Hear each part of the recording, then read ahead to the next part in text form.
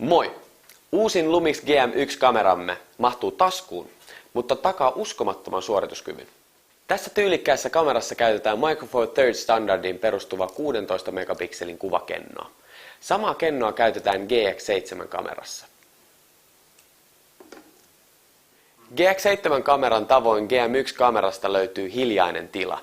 Ja normaalisti kun otetaan kuva, niin kuuluu tällainen ääni. Hiljainen tila on kuitenkin aika helppo laittaa päälle, eli mennään kameran menunappulaan, valitaan omat ja hiljainen tila päälle ja sen jälkeen kun otetaan kuva, ei mitään ääntä. GM1-kameran salamannopea automaattitarkennus löytää kohteen nopeasti. Kameran kuvakenno lähettää tietoa 240 kertaa sekunnissa, joten tarkentaminen sujuu tarkasti ja täsmällisesti. Tästä on hyötyä esimerkiksi urheilukuvaajille. Tästä tyylikkäästä kamerasta löydät lisätietoja osoitteesta panasonic.fi tai Facebook-sivultamme.